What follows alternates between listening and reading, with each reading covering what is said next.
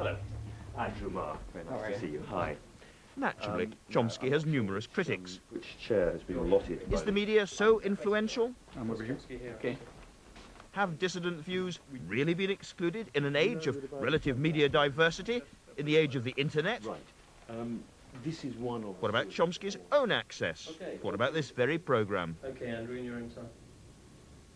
Professor Chomsky, could we start by listening to you explain what the propaganda model, as you call it, is? For many people, the idea that propaganda is used by democratic rather than merely authoritarian governments will be a strange one.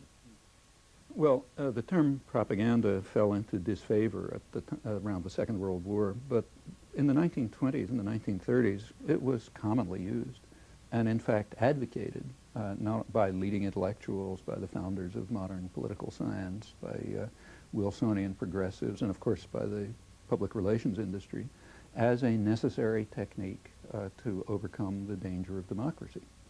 The institutional structure of the media is quite straightforward. We're talking about the United States, but it's not very different elsewhere. There are sectors, but the agenda-setting media, the ones that sort of set the framework for everyone else, like the New York Times and the Washington Post and so on, these are major corporations, parts of even bigger conglomerates. Like other corporate institutions, they have a product and a market. Their market is advertisers, that is, other businesses. Their product is relatively privileged audiences, more or less. So they're selling audiences to They're selling privileged audience. These are big corporations selling privileged audiences to other corporations. Now the question is, what picture of the world would a rational person expect to come out of this structure? And then we draw some conclusions about what you'd expect, and then we check, and yes, that's the picture of the world that comes out. And is this anything more than the idea that basically the press is relatively right-wing, with some exceptions, because it's owned by big business, which is a truism, is well known? Well, I would call the press relatively liberal. Here I agree with the right-wing critics. So especially the New York Times and the Washington Post, which are called, without a trace of irony, the New York Times is called the establishment left in, say, major foreign policy journals.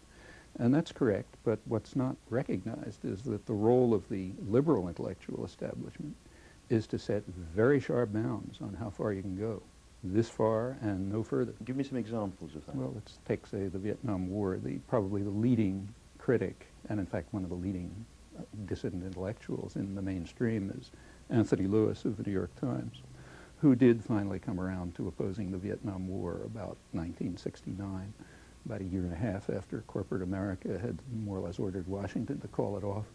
And his picture from then on is that the war, as he put it, began with blundering efforts to do good, but it ended up by 1969 being a disaster and costing us too much. So what would that's the criticism. What would the non-propaganda model have told Americans about the Vietnam War at the same time? Same thing that the mainstream press was telling them about Afghanistan. The United States invaded first of all, in the 1950s, it set up a standard Latin American-style terror state, which had massacred tens of thousands of people, but was unable to control a local uprising, and everyone knows, at least every specialist knows that's what it was. And when Kennedy came in 1961, they had to make a decision because the government was collapsing under local attack, so the U.S. just invaded the country. In 1961, the U.S. Air Force started bombing South Vietnamese civilians, authorized napalm, crop destruction. Then in 1965, February 1965, the next major escalation took place against South Vietnam, not against North Vietnam. That was a sideshow.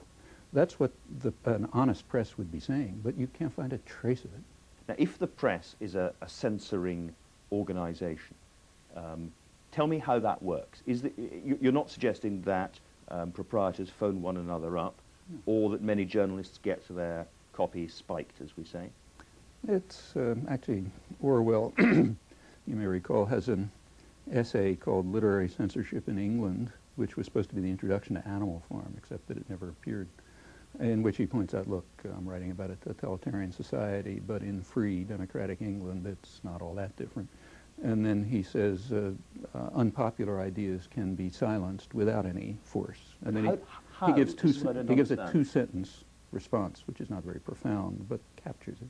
He says two reasons. First, the press is owned by wealthy men who have every interest in not having certain things appear. But second, the whole educational system from the beginning on through just gets you to understand that there are certain things you just don't say. Well, spelling these things out, that's perfectly correct. I mean, it's the first sentence is what we expand on. This is what I don't get, because it suggests that, I mean, amateurs, people like me, are self-censoring. No, not self-censoring. There's a filtering system that starts in kindergarten. It goes all the way through. And it doesn't work 100%, but it's pretty effective. It selects for obedience and subordination.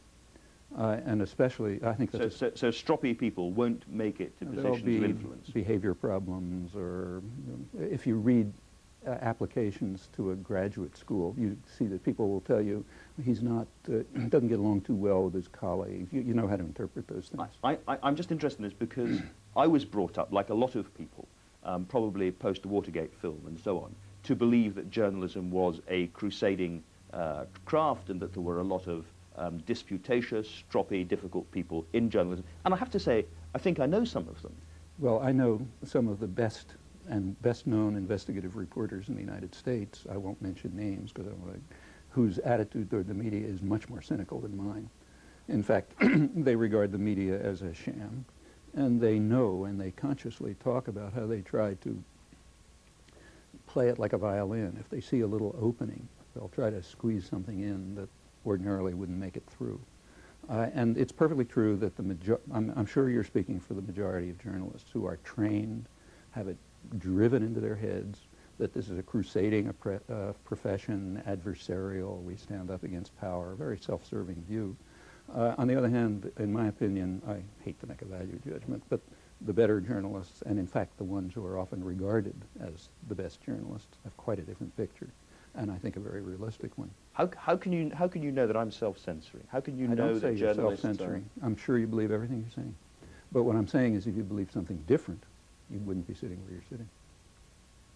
We have a press which has, seems to me, a relatively wide range of view. There is a pretty small c conservative majority, but there are left-wing papers, there are liberal papers, and there is a pretty large offering of views running from the far right to the far left for those who want them. I don't see how a propaganda model can... That's not quite true. I mean, there have been Why good not? studies of the British press, and you can look at them by James Curran as the major one, which points out that up until the 1960s, there was indeed a kind of a social democratic press which sort of represented much of the interests of working people and ordinary people and so on, and it was very successful. I mean, the Daily Herald, for example, had not only more, it had far higher circulation than other newspapers, but also dedicated circulation. Furthermore, the tabloids at that time, the Mirror and the Sun, were kind of labor-based. Mm-hmm. By the 60s, that was all gone. And it disappeared under the pressure of capital resources.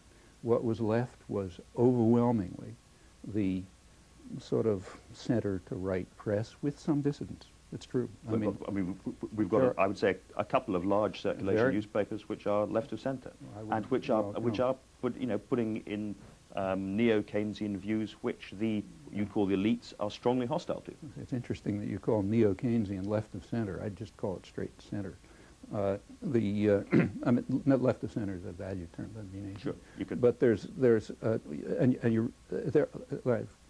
are extremely good journalists in England. A number of them, they write very honestly and very good material. A lot of what they write couldn't appear here. On the other hand, if you look at the question overall, I don't think you're going to find a big difference. And the few, there aren't many studies of the British press, but the few that there are have found pretty much the same results, and I think the better journalists will tell you that. In fact, what you have to do is check it out in cases. So let's take, say, what I just mentioned, the Vietnam War. The British press did not have the kind of stake in the Vietnam War that the American press did, because they weren't fighting it. Just check sometime and find out how many times you can find the American war in Vietnam described as a U.S. attack against South Vietnam, beginning clearly with outright aggression in 1961 and escalating to massive aggression in 65. If you can find 0.001% of the coverage saying that, you'll surprise me. Well, and in a free press, 100% of it would have been saying that. Now, that's just a matter of fact. It has nothing to do with left and right. Let me come up to a more modern war, which was